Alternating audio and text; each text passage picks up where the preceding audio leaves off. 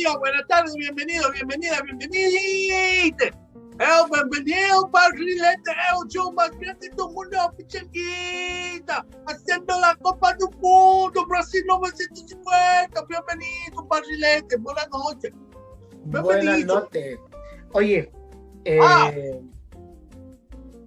el mejor programa del World Wide Web, de nuevo acá. Hoy día Barrilete un poco desconcentrado porque bolas chistes se le perdió la billetera, así que va a tener que ir a sacar todos los documentos, pero eso no impide que hagamos el saludo como corresponde desde acá, desde Chilito, desde el estudio number 4 de la Pichanguita Eterna, Rodrigo Barrilete, su humilde servidor, desde los Estados juntos, mi compadre Edgardo, el Peter, el Potter, el Guille, el Oble, el Gamba, el Togamba, Chegamba, Contragamba, Sigamba, Seigamba, el amante de la Rompo, el Guille de Pacífico, el único hombre que le he visto que haciendo un paso de H se le han rajado los pantalones. ¡Ah, cállate! Bueno, Barrilete, bienvenido, buenos días, buenas tardes, Barrilete, aquí estamos. Hemos volvido.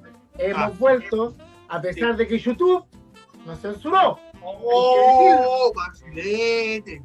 Los poderes fácticos se están levantando, Barrilete, están reuniéndose entre esas cuatro paredes y nos están atacando, pero vamos a seguir.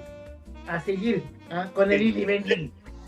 Venga Milton Millas, venga Mauricio Israel, que venga, porque vamos a mirar al horizonte. Además, tenemos que decir que nos están copiando los playlists. También la música, Barrilete, oye, qué increíble, Barrilete. Porque nosotros esta semana tuvimos una conversa interna acerca de los Rolling Stones. Sí. Por la partida del amigo Watts, el baterista de los Rolling Stones, que falleció esta semana con 80 años. Sí. Y hicimos a conversar. Oye, ¿qué canción te gusta de los Rolling Stones? Y vos me dijiste dos canciones, Barrilete, que coinciden más o menos con las mías, y al rato después la estaban tocando en la radio, Barrilete. Oye, capaz que te tiene ahí los sapos, los topos de Chile, te tienen intervenido el teléfono. ¿Sabes quién yo creo que puede ser? Y se está llenando de quita. Sí. No los traicionaría, nosotros somos el Pitbull, Barrilete. Oye, el Pitbull. Cagüín de Cerro, Barrilete, yo creo que va por ahí más. Pero bueno. Cagüín de Cerro no está en el WhatsApp. Oye, pero mucho pelambre interno, mucha tallita interna y no nos conoce nadie. Así que es mejor avanzar en lo que tenemos. Y lo que tenemos hoy día en el primer tiempo es algo que hemos venido haciendo durante los últimos meses y ir recordando algunos mundiales. Ya habíamos pasado por el Mundial del 30, Uruguay, el de Italia, el 34, el de La France, el 38, aunque debimos haber censurado esos dos mundiales por no hablar de ellos por cómo se están portando los culiados, pero ese es para otro camino. Para el segundo tiempo, jefe. El segundo tiempo. ¿Ya? Y hoy día nos toca el mundial, el primer mundial que organiza el país más grande del mundo. Así es, Barrilete. Y sabéis que será una organización bastante grande. Sucede que, evidentemente, una vez terminadas las guerras mundiales, la FIFA quería más o menos recobrar la normalidad lo más pronto posible. Oye, pero gancho, terminó la guerra y ya estaban citando, weón, al Congreso. Ahí te das cuenta que ya la cuestión venía... Sí, ya tomó un rumbo y hasta ese momento está bien. Y la primera propuesta que salió fue Suiza. Exactamente, hacerlo por ahí por el 48, el 49 en Suiza, pero en Suiza no tenían ni un estadio por gancho. Y lo peor es que no iba a cambiar, si lo hacían en Suiza, no iba a cambiar el número par en el cual se juegan los mundiales. Exactamente, al 49. Y después nos caga el cálculo, ¿no? Que nosotros calculamos por los números pares, le ponían impar al Peter, Juan, y... empieza con el... Así que finalmente se llega a como un acuerdo que se vuelva a esa cosa que se había acordado al principio, que era la alternancia entre un país europeo y un país americano. Y se toma la decisión que sea Brasil. Y fue el mismísimo Gabriel Vargas, el dictador de Brasil, que fue a las Europas, Barrilete, y convenció al Congreso de la FIFA para organizar la Copa del Mundo, diciendo, Brasil es el país más grande del mundo, vamos a tener el estadio más grande del mundo. Y una vez teniendo, Barrilete, asegurada la realización de la Copa del Mundo de 1950, Brasil se da la tarea titánica de construir el estadio más grande del mundo, Barrilete. 170.000 personas oficial. Los números extraoficiales dicen que la final albergó casi 200.000 personas, Barrilete. Sí, y tenemos entendido que ese fue tremendo elefante blanco en su momento, porque era mucho estadio para lo que se pensó o lo que las posibilidades que tenían de llenarse, y al final después les quedó chico. Sí. Hay varios hitos, Barrilete, que se van dando progresivamente. Primero, el primer hito es que la Copa del Mundo, el trofeo en sí mismo, ahora ya tiene un nombre.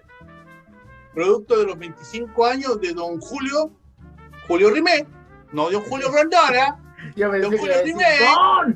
No, don Julio Rimet, Barrilete, de la Francia, el primer trofeo de la Copa del Mundo se pasa a llamar Jules Rimet, en honor a los 25 años de la presidencia de don Jules Rimet y cómo él navegó la FIFA en cierto grado de estabilidad a pesar de la Segunda Guerra Mundial. Ese es uno de los hitos. Hay otro también, Barrilete, que primero habrían demostrado su interés en participar en este torneo más de 32 países. Sí. ¿Cuántos llegaron, Barrilete, al final? 13. De nuevo. Exactamente. Oye, antes que te metáis ahí, tú sabes que a Barrilete le gusta primero meterse en qué estaba pasando en Chile. No, por supuesto, jefe. ¿Me parece que le demos una repasadita? ¿Qué le tenéis de bueno a 1950? 1950. No, muchas cosas buenas. Ya.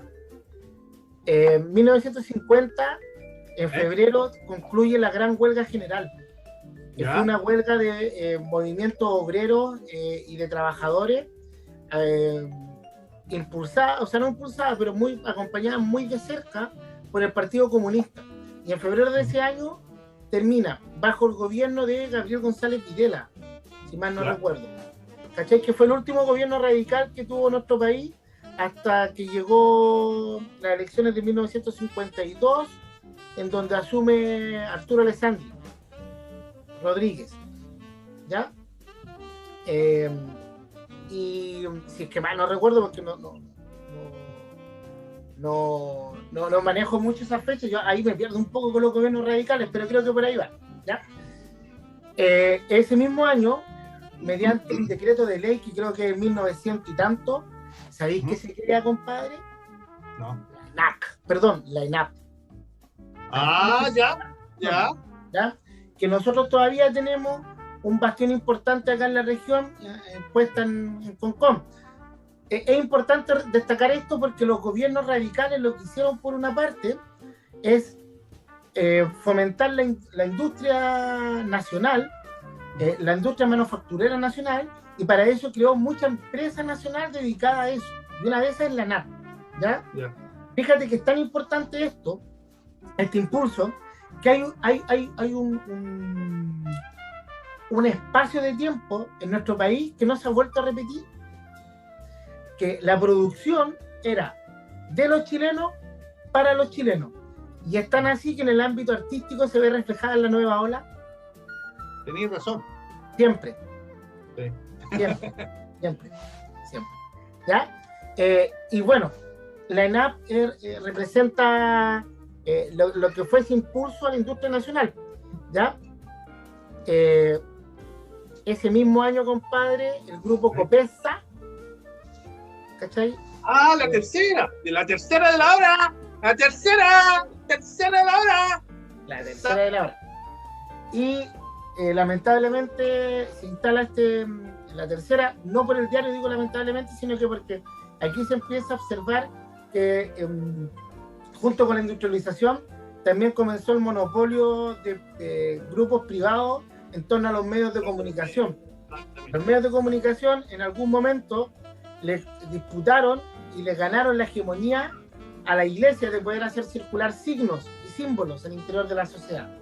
Y eso es muy complicado. En algún otro momento, si queréis, lo puedo desarrollar, pero ahora estamos en Brasil.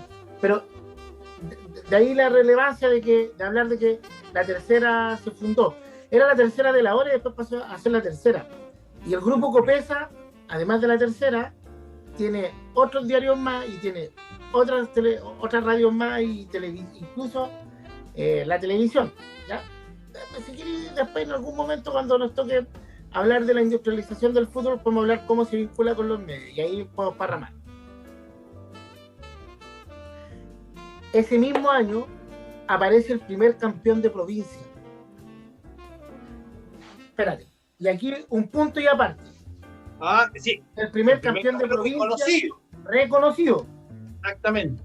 Porque si no, después la Carlita nos pega un par de charchazos. No, porque además nuestro corazón porteño no nos dejaría decir que no es así. Exactamente. Es un equipo que podríamos decir que se mudó de ciudad. Sí. ¿Ya? ¿De quién estoy hablando, Peter? El Ever Forever, pues, Barrilete. En 1950, el primer campeón que no era de Santiago. Primer campeón de provincia, se le dice. Y además tenemos dos efemérides muy importantes ese año, Ganchito. Cuénteme quién nació. Oye, nació el Gato Barrilete. El arquero de Colo-Colo, antecesor al Cóndor Roja, don Mario Ben Barrilete. A quien le hicimos un pequeño homenaje el otro día cuando hablamos de los arqueros, y a quien Claudio Bravo cada vez que puede le rinde tributo con sus poleras. Exactamente. Y también nació un tal Carlos Humberto.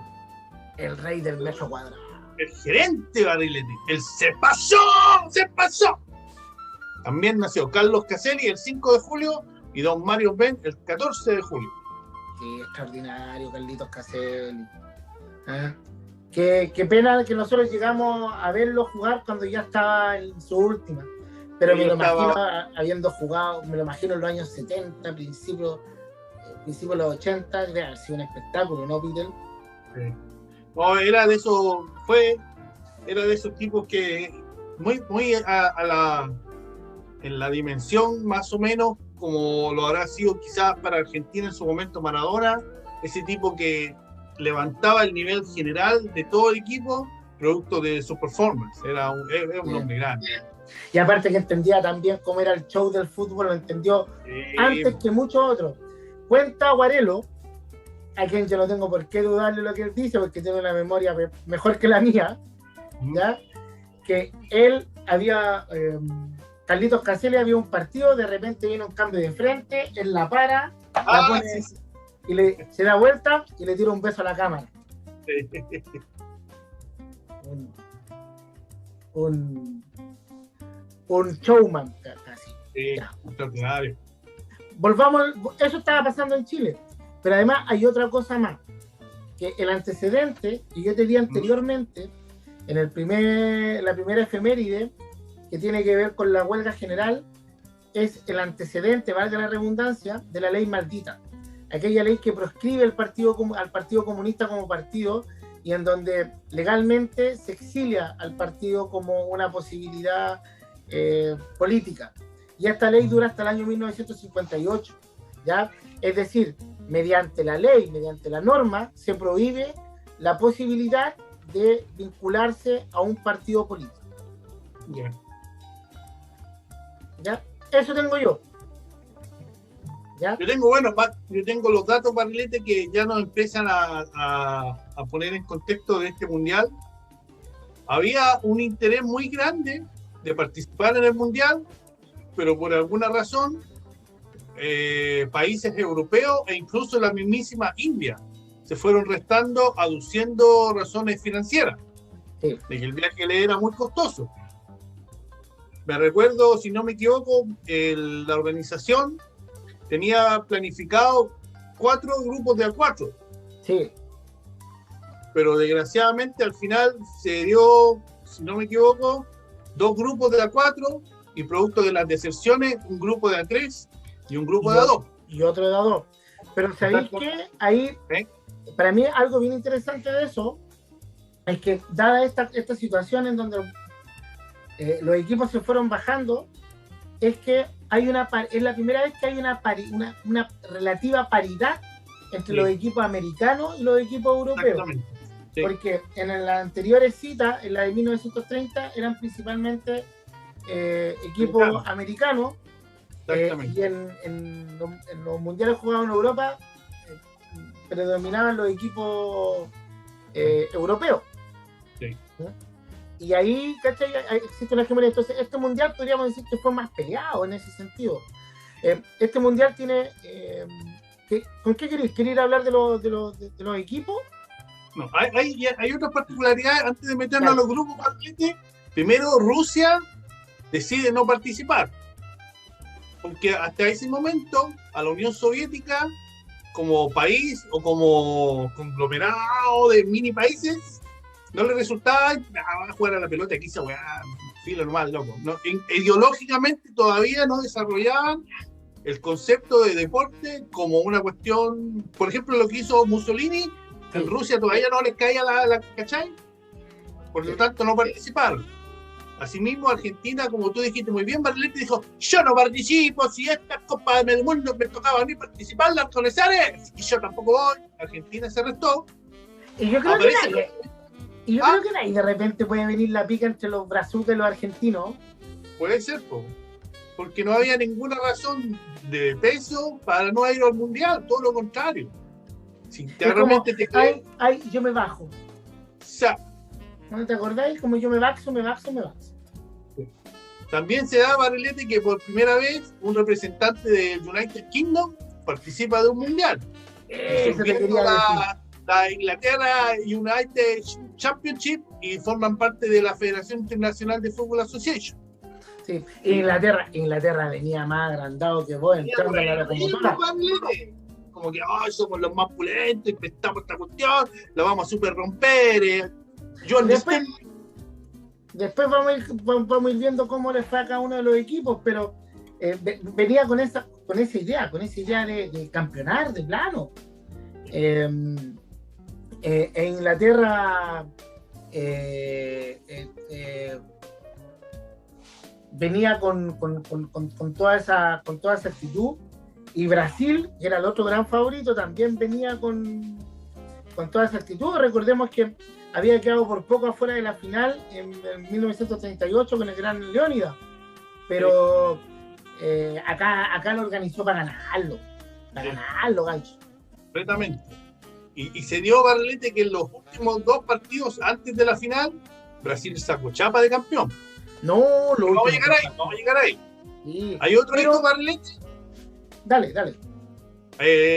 La FIFA más o menos se pone los pantalones y le dice a Alemania y a Japón,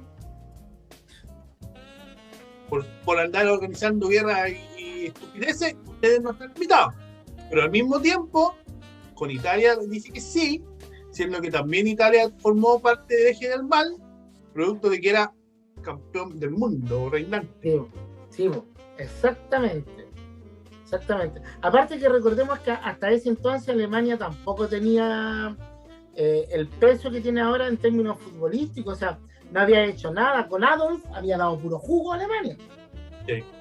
Todavía no tenía. Y de hecho jugó ese Mundial del 38 con 3 o 4 jugadores de Austria. Sí, con muchos jugadores de Austria lo jugó. Y el formato del torneo, tal como tú dijiste, fue construido en base a el número 16, es decir, 4 equipos en cada grupo. El primero de cada grupo clasifica a la etapa final, en donde es la primera y única vez en donde no se juegan semifinales ni final, sino que se juega en una liguilla. Sí, un todo contra todo de los 4 ganadores de los 4 grupos. Claro, y el que tenía más puntos sería campeón. O como diría Gurú, el campeón del mundo. Sí. ¿Ya? En el grupo 1, Barrilete, estaba Brasil, Yugoslavia, Suiza y México. En el grupo 2 estaba Inglaterra, España, Chile y los United States. Oye, a Chilito al tiro le tocó con el peso pesado de Inglaterra, la cuita. Primer mundial en Chile, que Chile juega donde juega nuestro gran sapito. Primer y único mundial. En el grupo número 3 estaba Italia, Suecia y Paraguay.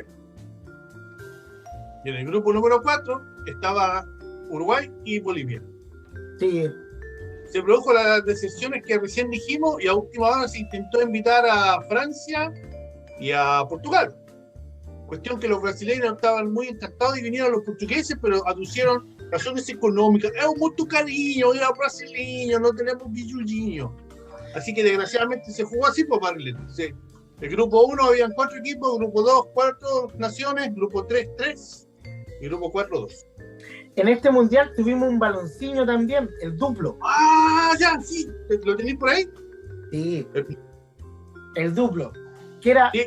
Tenía de la misma forma que el balón del mundial anterior, pero era mucho más liviano y no tenía esa esa soga prácticamente que te dejaba aquí en la frente, weón, pero ella bosta cuando querías cabecear y te tocaba la cuerda.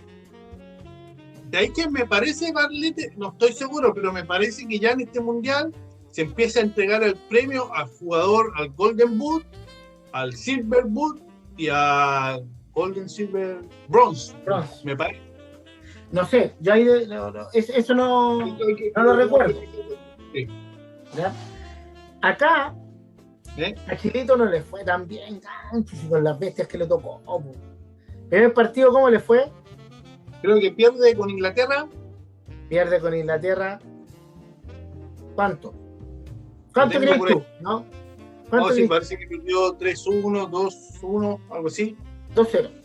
2-0. Dicen las crónicas de ese entonces que Chile pudo haber perdido por un marcador mucho más amplio. ¿Ah? Y él lo salvó. El sapo. El sapito. No, suena feo. Suena feo. No, ya no van a contar por culpa mía de YouTube, Barlete, no. Ya me mandé la macana. Perdóname, YouTube, perdóname. El segundo partido Chile lo juega con España. ¿Ya? En ese partido estuvo mucho más, un poco más apretado. Dicen, Chile pierde por el mismo marcador, pero las crónicas de ese momento destacan la gran actuación del arquero español. El Anthony. Como la gran figura de España, y si no creo que haya sido gran figura por cómo se paraba, o sea que Chile no haya llegado. Para que un arquero sea figura, tiene que haber sido.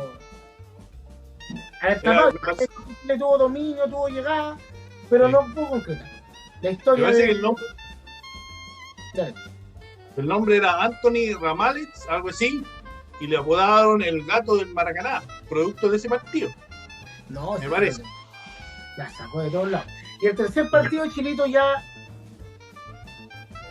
eliminado, lo juega con otro equipo que estaba eliminado, que era Estados Unidos, y ahí Chilito da cuenta de Estados Unidos por el marcador de 5-2. Con gran actuación de George Robledo, quien era un jugador que jugaba en la Premier League, actualmente la primera división del fútbol inglés, de padre chileno, pero que se había criado allá y que juega por la selección. Una especie de Ben Britton. Ben Britton, sí. ¿Ah? Pero él se fue muy joven de acá de Chile, muy joven, ¿ya? Y él jugó en el Newcastle, y hay varias historias, de hecho dicen que él con el hermano jugaron en todos los clubes juntos, los dos eran futbolistas, y el bueno era el Jorge Robledo, y él cada vez que firmaba un contrato, en el anexo tenían que firmar. Y se dio otra particularidad en ese grupo, Barlete, que el primer partido de Inglaterra me parece que fue con Estados Unidos. Sí. Y me parece que...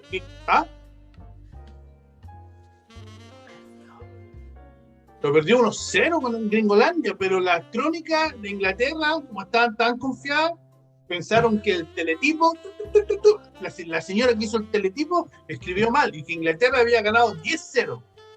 Sí. Y fue lo que publicaron los diarios ingleses al día siguiente.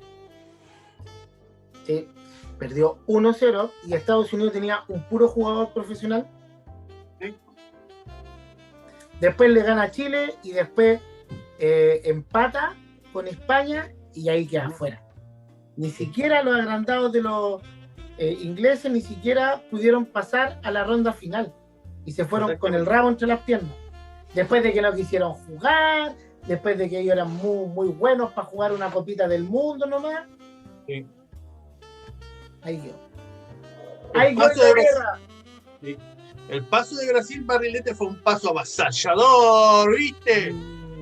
Me parece que empieza su primer partido. En su grupo estaba, además de Brasil, Yugoslavia, Suiza y México. Y me parece que el primer partido de Brasil es contra México y me parece que lo gana con un 4-0.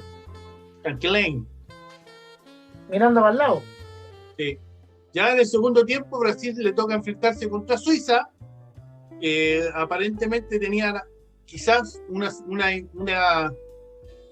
forma de jugar con un orden táctico un poco más aplicado y él termina con un empate a 2. Y ya en el partido final me parece que fue Brasil y Yugoslavia. No estoy seguro, no sé si tenéis por ahí cómo te salió ese partido, pero me parece... 3-1 parece que salió. ¿Viste? Entonces ya Brasil empezaba a mostrar sus cosillas. No, pero en los dos primeros partidos de la fase de final la cagó, po. Sí. ¿Quiénes clasificaron a la fase final? Uruguay, Brasil, España y Suecia. Exactamente. A Suecia... Dale, cuenta tú. Está Barrilete, antes que lleguemos al Maracanazo, como tú lo dices muy bien, se juegan los partidos en el día 9, en el 13 y en el 16 de julio.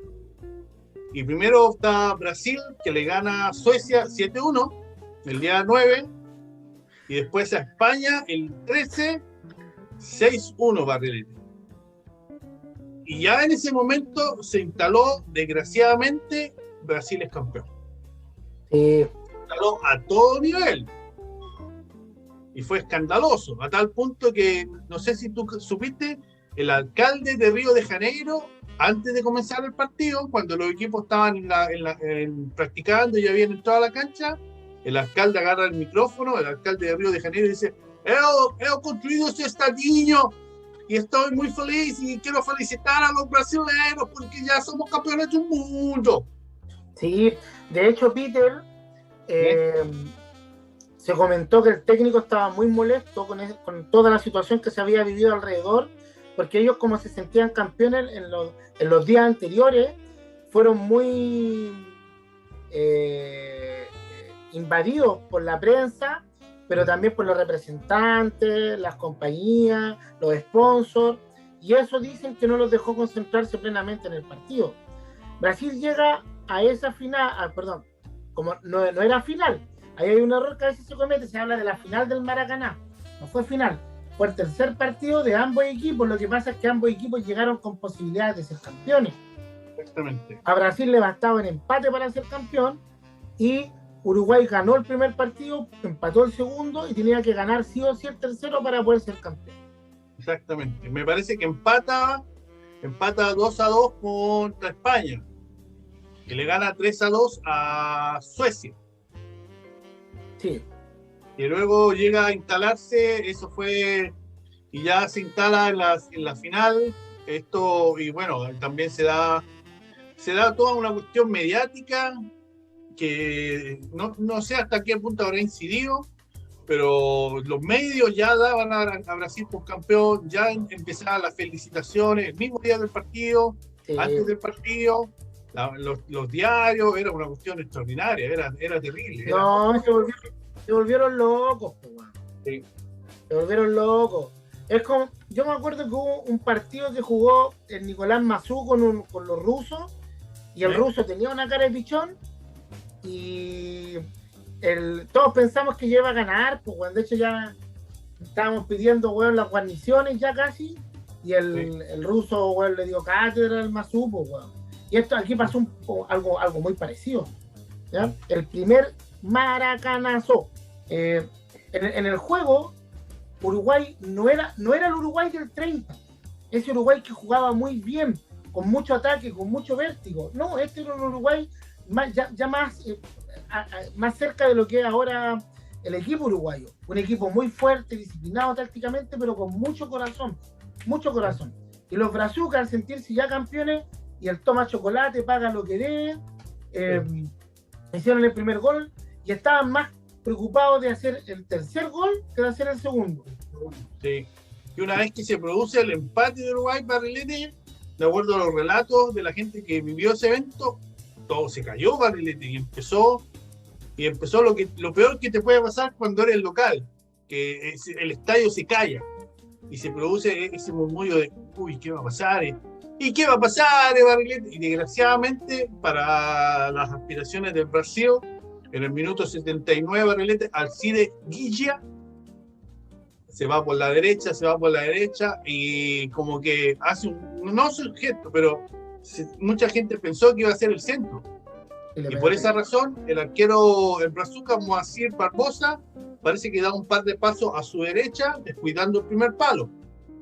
Lo que hace Guilla es pegarle un bombazo muy parecido, trasladándolo hoy día, al año 2021, a una jugada que quería quizás Costa, de Colo-Colo.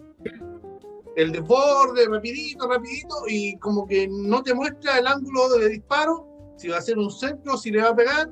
El arquero se mueve a su derecha, descuidando por un momento el primer palo, y no hace nada más, Guilla no hace nada más que meterse en el primer palo en el minuto 79 y ahí se acabó todo.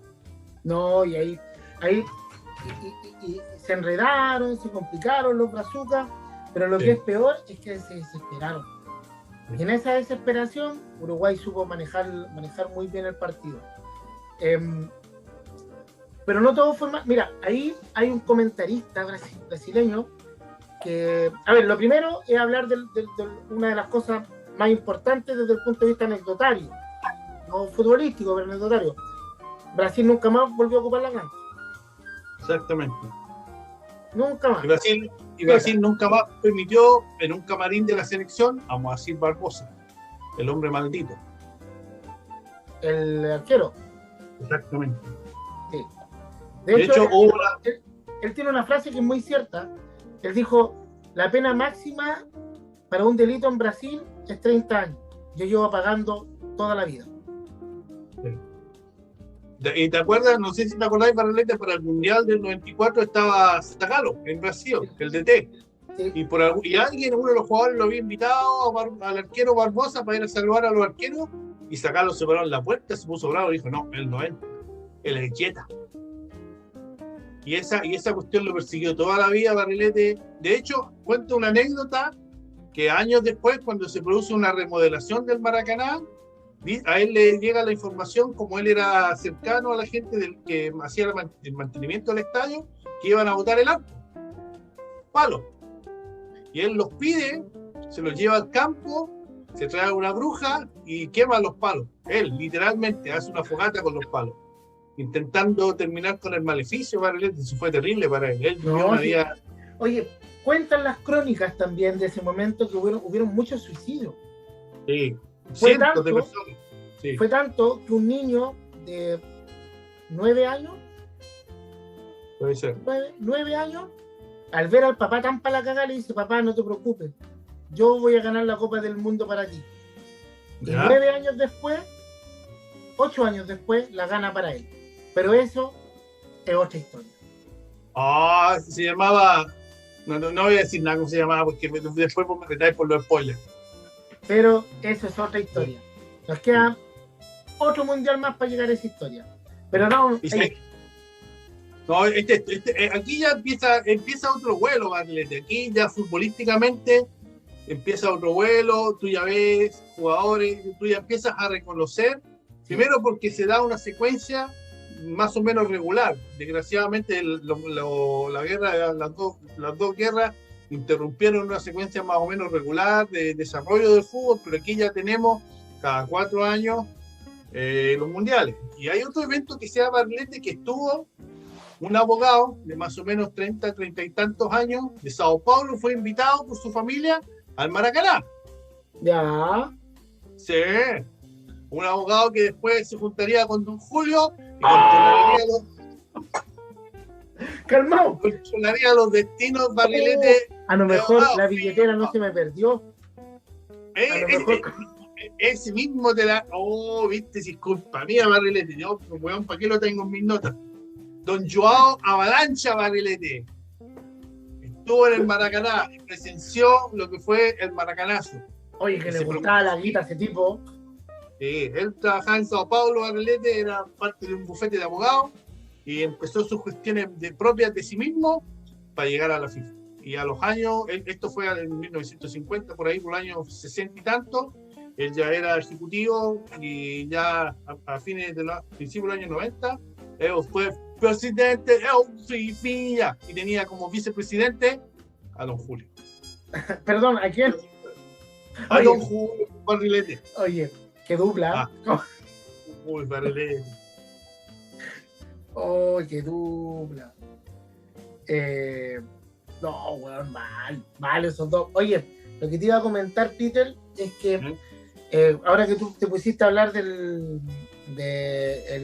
fútbol y el vuelo que toma, este mundial ya comienza con una revolución táctica importante, que es disminuir el número de jugadores en las zonas de ataque y defensa, ¿ya? Y aumentar el número de jugadores que poblan el mediocampo. Aquí ya se empieza a ver este sistema de juego que ocupó Bielsa, el 3-4-3, ¿ya? La distribución era otra, la forma de llegar era otra. Quizás la disciplina táctica no era tan, no había avanzado tanto como ahora, pero ya se empiezan a ver estas cosas en donde tenías un hombre que iba por el centro y dos que iban por las bandas para atacar, una línea de defensa bien marcada y un mediocampo que contribuía en ambas áreas, llegando sin pelota para provocar la sorpresa. Sí. O con pelota para hacer la superioridad. Sí, se produce, tú ya empiezas a ver, y empiezas a ver distintos estilos. Por ejemplo, en el siguiente mundial de Suiza, tú vas a ver que ya empieza a haber una Alemania que empieza a reconfigurar. Oye, ¿me permites corregirte algo? ¿Qué pasó? Don Joao llegó a la presidencia de la FIFA el 74. Y estuvo hasta los años 90. Hasta el 98. No, te pasaste, Barrilete. Te pasaste. Él quedó forrado. Ese sí que quedó forrado. Ese es el Corleone primero, Barrilete, después vino Infantino y después vino Blatter. Sí, pero don Joseph no le llega a los talones a estos dos. No, oye, este es capaz, era capaz de comprarle 4 Ferrari a Diego. Sí, al Diego, a Ronaldinho, a Kaká, a Ronaldo, todos esos monstruos. No, Barrilete, este era de temer. Bueno, me estaba hablando de qué es lo que viene después de esto tácticamente. Estaba hablando de Alemania. Sí, no, aparecen y ya se empieza a notar estilo.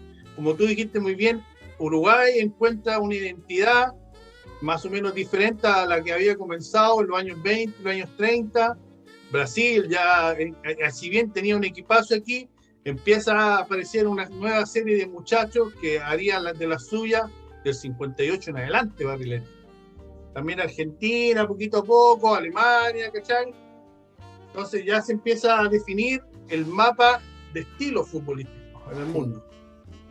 Sí. Oye, Peter,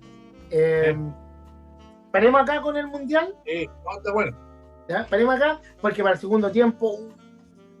Sí, el segundo tiempo hay que hacer definiciones, Barrilete, porque está todo en el aire está todo, y queremos de una vez por todas meternos a la cancha y ahí tratar de anticipar, siendo hoy día jueves 26 de agosto, cómo se nos viene el partido contra Brasil.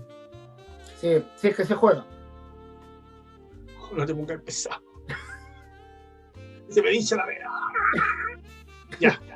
Ya jamás. Ya, Peter, desde acá te mando un abrazo tan grande como el Obli del Luca Tudor, como el cariño que le tiene Luca Tudor a Pinares. ¡La rondo! ¡La rompo! Ya. Desde acá te mando un abrazo, nos vemos en un ratito más, 5 minutos y volvemos. Desde acá, el Chilito Rodrigo Barrilete se despide. Desde allá de los Estados, junto a mi compadre, el Peter, el Poto, el Guille, el Oble, el Gamba, Tocamba, la rompo. Con la celeste. La pichanquita eterna se despide. El par de hueones que. Me gusta hablar como brasilero. Eucinho. Ya, compadre. Nos vemos un poquito más. Cuídate. Cuídate.